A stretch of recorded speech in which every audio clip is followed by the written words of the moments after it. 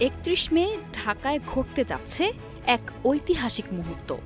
সেদিন বাংলাদেশে পা রাখতে যাচ্ছে স্বাধীনতার পর ইতিহাসের সবচেয়ে বড় বিদেশি ব্যবসায়িক প্রতিনিধি দল। নেতৃত্বে রয়েছেন চীনের বাণিজ্যমন্ত্রী ওয়াং ওয়েনতাও, সঙ্গে প্রায় ৩০০ জন চীনা বিনিয়োগকারী ও উদ্যোক্তা। বাংলাদেশ ইনভেস্টমেন্ট ডেভেলপমেন্ট অথরিটি বলছে, এমন পরিসরে এবং এমন বহর নিয়ে আগে কখনো কোনো বিদেশি বাণিজ্যিক দল বাংলাদেশে আসেনি। কিন্তু এই সফর কি নিছক বিনিয়োগ বা ব্যবসায়িক আলোচনার? না, বিশ্লেষকরা বলছেন এটি কেবল একটি অর্থনৈতিক সফর নয়, বরং বাংলাদেশের শিল্প ও কৌশলগত কাঠামোয় একটি পরিবর্তনের সূচনা হতে পারে।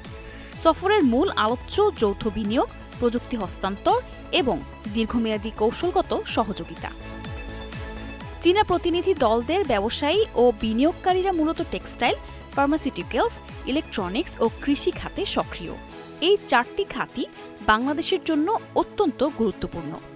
তৈরি পোশাক শিল্প দেশের সবচেয়ে বড় রপ্তানি খাত, যেখানে চীনের প্রযুক্তি ও কাঁচামাল আগেই প্রভাব বিস্তার করেছে।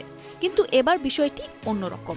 এবার আলোচনা হচ্ছে যৌথ ভেঞ্চার, কারখানা স্থানান্তর এবং মেড ইন বাংলাদেশ এর ব্র্যান্ডিংকে চীনা বাজারে ছড়িয়ে দেওয়ার ব্যাপারে।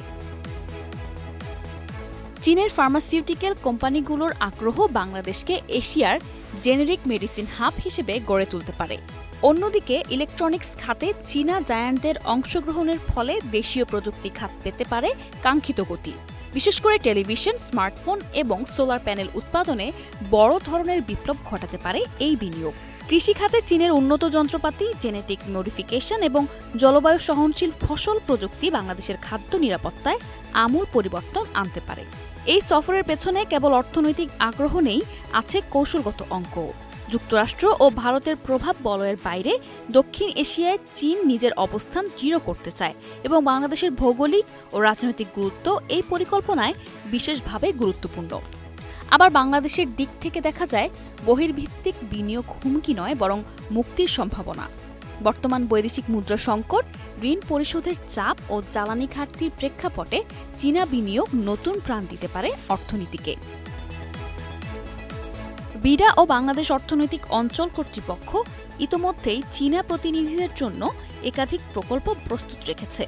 আলোচনা হচ্ছে চীন বাংলাদেশ যৌথ অর্থনৈতিক অঞ্চল, কৃষিভিত্তিক ক্লাস্টার গড়ে তোলা এবং উচ্চ প্রযুক্তি শিল্পনগরী প্রতিষ্ঠা নিয়েও। অন্যদিকে পশ্চিমা বিশ্ব এই সফরকে কড়া নজরে দেখছে, কারণ একদিকে তারা বাংলাদেশের মানবাধিকার পরিস্থিতি নিয়ে প্রশ্ন তোলে, অন্যদিকে চীনের মতো প্রতিদ্বন্দ্বী শক্তির সঙ্গে বাংলাদেশের গভীরতর অর্থনৈতিক সম্পর্ক স্থাপন তাদের অস্বস্তিতে ফেলছে। তবে বাংলাদেশের জন্য এটি হতে পারে এক অনন্য সুযোগ।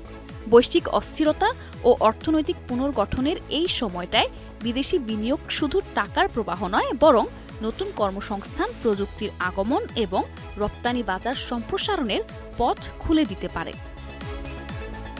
এই সফর যদি ফলপ্রসূ হয়, তবে আগামী 5 বছরে বাংলাদেশ হয়ে উঠতে পারে চীনের দক্ষিণ এশিয়ার প্রধান উৎপাদন ঘাঁটি। এতে শুধু অর্থনীতিই নয়, কূটনৈতিক প্রভাবেও আসতে পারে বড় পরিবর্তন। তাই 31 মে কেবল একটি তারিখ নয়, এটি ইতিহাসের নতুন পৃষ্ঠা লেখার দিন হয়ে উঠতে পারে।